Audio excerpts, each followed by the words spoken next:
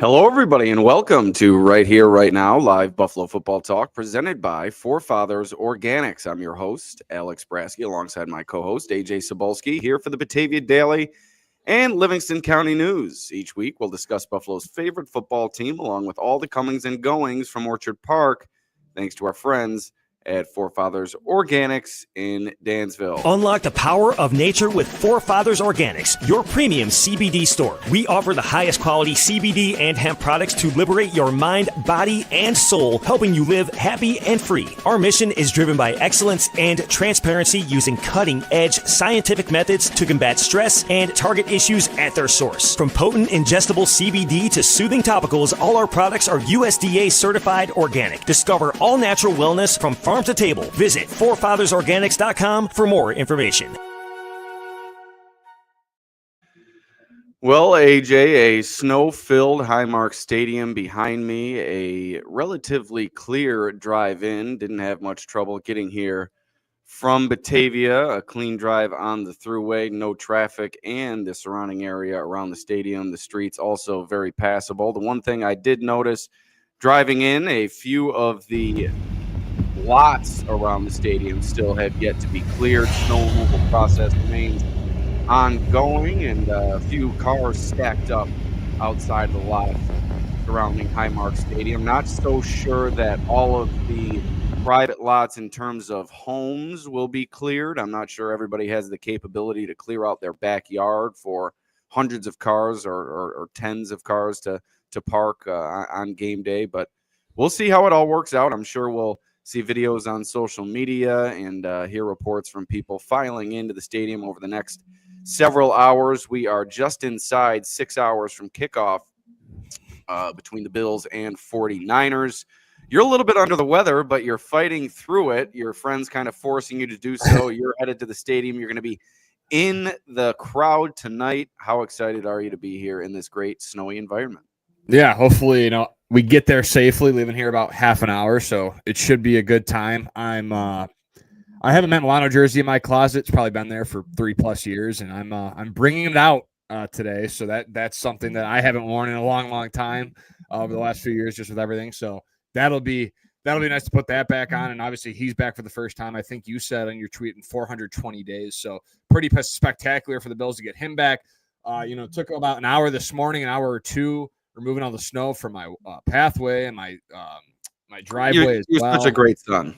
Yeah, so parents are gone visiting my brother. He's back from deployment, and they're in North Carolina.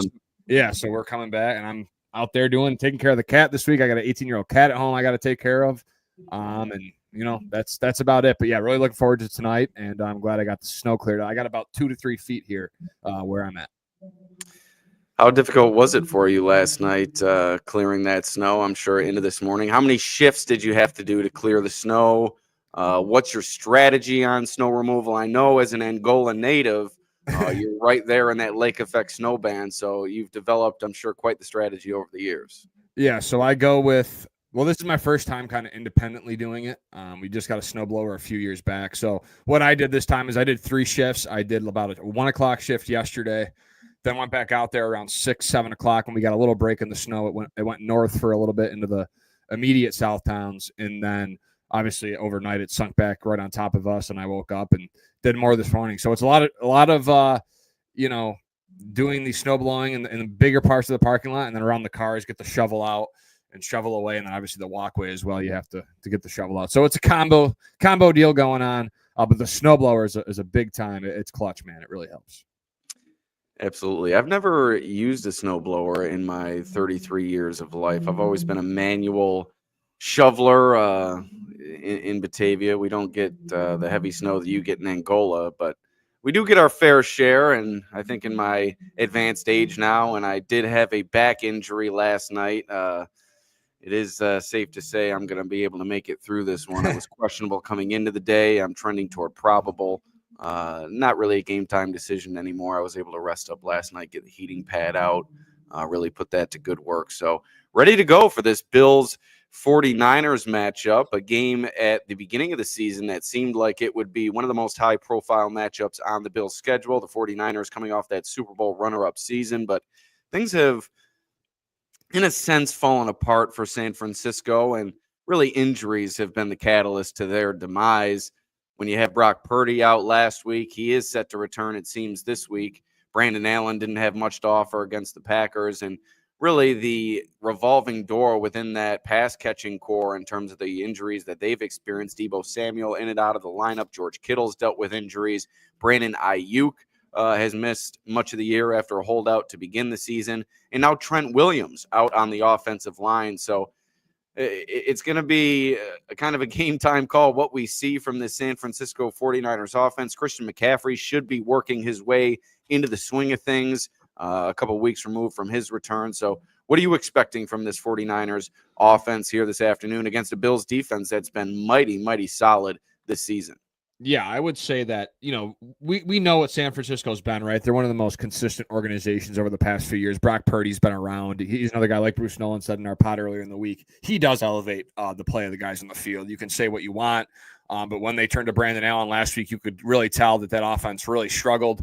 The Packers, handed them a butt whooping. So I think with the San Francisco offense, you really obviously got to keen in on Christian McCaffrey. That's one of my top storylines on my Week 13 preview over on the dailynewsonline.com. Let's hop into that. I think limiting him is a huge part of this game, and kind of just not allowing him to get those extra yards, right? Make sure you tackle soundly. And then obviously Purdy, he's a quiet, he has some quiet legs to him, meaning like he can get on the move and run if he needs to. He's shown that a little bit more this year, almost like the Joe Burrow, Patrick Mahomes-esque type like rushing ability in terms of he can run if he has to, and he has the quickness to pick up pivotal first downs on third down situations and stuff. So this 49ers offense, like you said, Alex, a lot of injuries. Debo's been down throughout the year. George Kittle's been up and down, but when he has played, he's done really well. And then obviously the big loss of Ayuk there as well. Juwan Jennings has really stepped into his own. You just mentioned that on the pod earlier this week as well. So overall, I'm looking forward to what this Bills defense can do, especially with Milano back. I think that'll greatly help them in the passing game, and it's going to be the environment. So we'll see how the wind is, the snow. There might be some bursts of snow coming off of Lake Huron, so we'll see what happens with that. But overall, I think this Bills team has the capability defensively to really be able to take advantage of the Trent Williams injury and the conditions, and really kind of feast on this San Fran offense. Lake Huron, a very unheralded Great Lake. You don't hear a lot about Lake Huron. I feel like it doesn't get its due as often as it should. Yeah, I don't really know like anything about Lake Huron at all. But I just saw something on Twitter that there's going to be some bursts of snow. So that's kind of what I went with. Nicholas here has a question for us, Alex. Amari Cooper or Xavier Legette in a PPR league. Let me look at Legette's stats while you give a little bit of your analysis. Yeah, so I think Legette over the last few weeks from four receptions, 3 receptions, 4 receptions. So decent, good target share. Cooper. Yeah, I would probably go Cooper as well. I think the healing could play a factor, but we'll see. Sorry to interrupt you. No, healing from that wrist injury. We saw what he could do last week, even still kind of dealing with some of the lingering effects from that injury, making those 2 phenomenal catches, helping the Bills passing game. So I think Amari Cooper is the answer there over the rookie. But I think the key to stopping this 49ers passing game lies with Juwan Jennings. His size and physicality, I think, is something that the Bills are going to have to contend with today. 6'3", 212 pounds. Bills have faced their fair share of talented receivers this year, but I'm not sure they faced one as big, strong, and someone who really features that physicality as much as Juwan Jennings does. And he's really been a revelation for this team with the injuries that they've sustained within their pass catching core. And it's also been a revelation for my fantasy team. AJ spent about $30 on the waiver wire on him earlier this season, and I made the decision to keep him around instead of Terry McLaurin, who has also been going off since I made that choice. So he's made that decision kind of hurt a little bit less, and he's really helped me control first place in the Bills Media League. Although John Worrow, I think today he's gotten off to a great start. I think he's going to hand me my second loss of the year. Yeah, Terry McLaurin's got. I'm going against him in one of my leagues. Great. He has 2 touchdowns in the first half. He's just. Great. I think I saw the first one. I didn't see the second one, so I'm probably dead in the water on that one. Nicholas, we already answered. We both said Amari Cooper, but Legette does have upside, and I think he's been more productive as of late. So It's a Come you on, call. Come but on, we would go Nicholas. Cooper. Follow along here. Follow Yeah. along. I got to watch every minute of the show here. Yeah, so we would go Cooper though, but yeah, I think Juwan Jennings is a problem, and again, they have so much talent over there on that offensive side of the ball. They are a 5-6, 5-7 team, but at the end of the day, it's the San Francisco 49ers. Their backs are against the wall, and they really do need to come away with a win if they want to stay in contention. The Seahawks losing to the Jets here early on, that could open things up. The Cardinals take on the Vikings today, so that NFC West is still kind of jumbled up, right? And I think 49ers, if they can get this win today, puts themselves right back in the mix for that NFC West, crown. All right, before we move to the defensive side of the ball, let's thank our sponsor once again, Forefathers Organics in Dansville.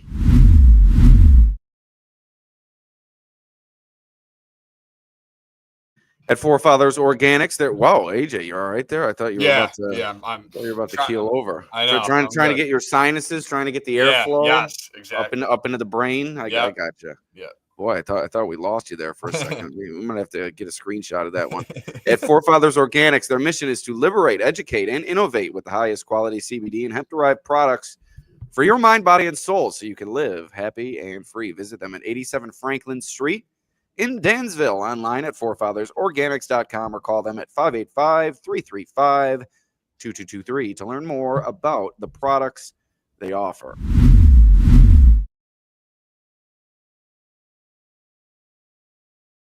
I don't know if you can hear it over my mic, AJ, but they got some Christmas music blaring here in the stadium. A great touch, a little bit of Mariah Carey. I heard some Bing Crosby earlier, so really spanning all generations. I think all we need maybe is the Michael Bublé. What's the newest kind of Christmas thing from your generation? Bieber has some that are on the radio all the time when I'm driving in. Taylor Swift has some as well. I really like. Of course. Pentatonics is great. They're I mean, to use all natural voice and no instruments and to sound like that is incredible. They actually just came to Key Bank Center. We're kind of bummed I didn't see that, but yeah, I would say Pentatonics, Bieber, Swift. There's probably a couple other people that have done some good. I know, like Kelly Clarkson is she's amazing at singing. So she's been covering a bunch of songs lately, and she's really good too. So yeah, those are some names that kind of the modern day or the newcomers of Christmas music try to dip their toes into new jingles. A little bit cheesy, but one of my favorites is the Charlie Brown Christmas theme. Christmas time is here. I forget the artist. Always puts me in good spirits around the holidays. But let's move to the 49ers defense, where they are also dealing with injuries. Nick Bosa, 7 sacks on the season.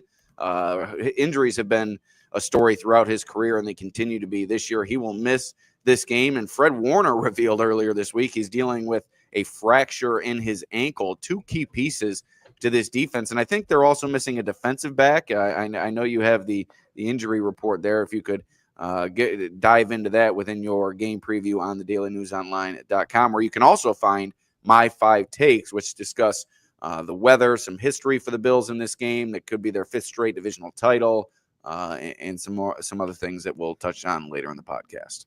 Yeah, so I'll get to the injury report, and then I'll touch on real quick just what I think this Bills offense needs to do against the San Fran defense. Injury reports for both sides. Bills offensive lineman Tylen Grable with a groin, who's still on IR. He has not been put off the what's it called? What's the official word? He has not been activated from IR yet. Yeah. He's still within his 21-day window to return. He and Dwayne Carter, they both were not activated on Saturday, whereas Matt Milano was. Okay. And then, so you had Kincaid and Grable out, and then Carter, who's questionable, was not elevated or activated from the IR, and then Keon Coleman, wrist. He's probably going to be a game-time decision. Still don't know. And then Adam Schefter. Oh, go ahead. Sorry. I didn't mean to steal your thunder. Go ahead. I don't know if you might be saying something. I'm just talking about Schefter's report about Milano. Maybe you have something on Coleman. Schefter said on Countdown today that the Bills are hoping to get Keon Coleman back. He's going to push to play.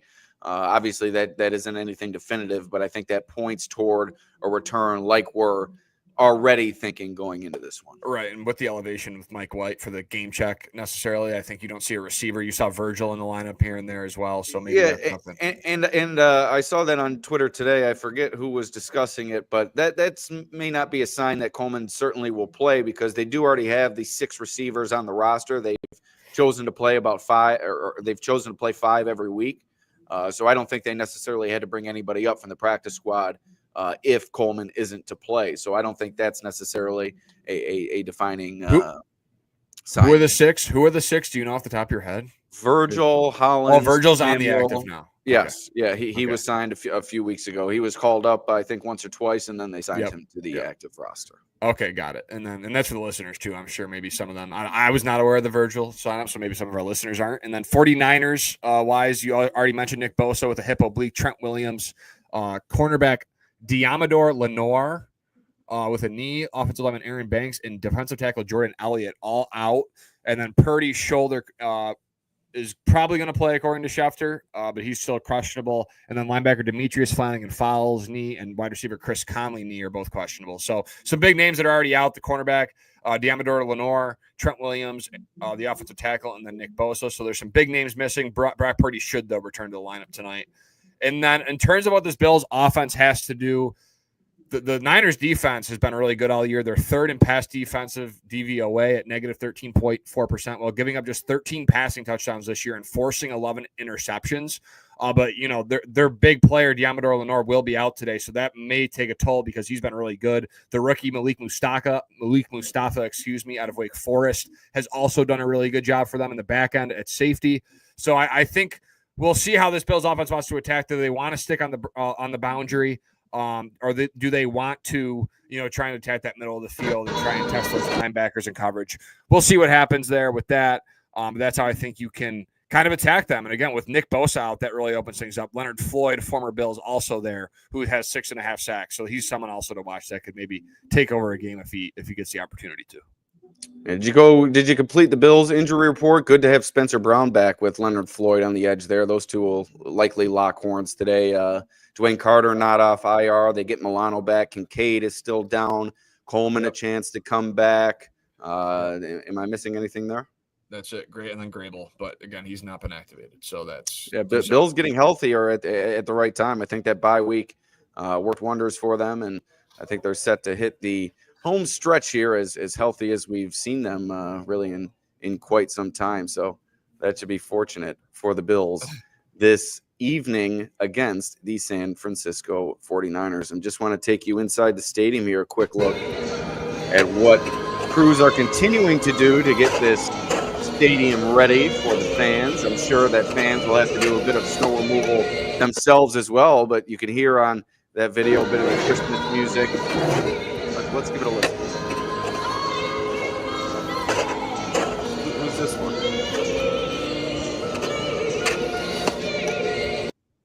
Oh, I love that song. So it's such a great vibe. Inside the stadium, and crews, the tarp is still on the field, obviously. Trucks still removing snow from the sidelines. There is not much snow left on the field. But it does seem like sections throughout the stadium in the stands still heavily packed with snow. So like I said, the fans might have to do a bit of self-snow removal here this evening at Highmark Stadium. And through my 5 takes, we talked about the snow history for the Bills on the line tonight. We talked about that, I think, last week. It's or earlier this week, or actually, I guess it was last week. Have a chance to clinch their 5th consecutive AFC East title with a win over San Francisco. It would be their longest divisional title streak in franchise history. And an Adam Schefter tweet earlier, with a win tonight against the 49ers, the Bills would clinch the AFC East title and become the 4th team since division realignment in 2002 to win the division with 5 or more games remaining. The others, the 2009 Colts, 2007 Patriots, and 2004 Eagles, all of whom reached but lost the Super Bowl. So the Bills putting themselves in some fine company, but I think Bills fans would be happy with the Super Bowl appearance. I'm sure they want that win. Maybe the Bills can break that streak this year.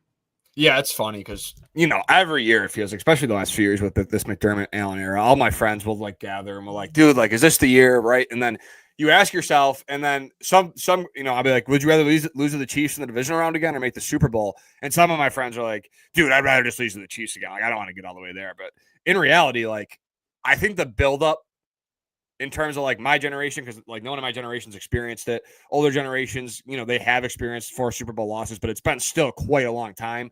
So really for everybody, I think the build up for that 2 weeks, like if they win the AFC Championship and then that build up to that Super Bowl game over the next 2 weeks, like, just your everyday life, I think that would be like, pretty special in terms of that, even if they do lose. And like you said, I think Bills fans would take a Super Bowl loss just because of the fact that, look, like you're building up to 2 weeks, you get to talk about it, the whole town knows about, it just be talk about good vibes. The vibes would be great for 2 weeks until that game.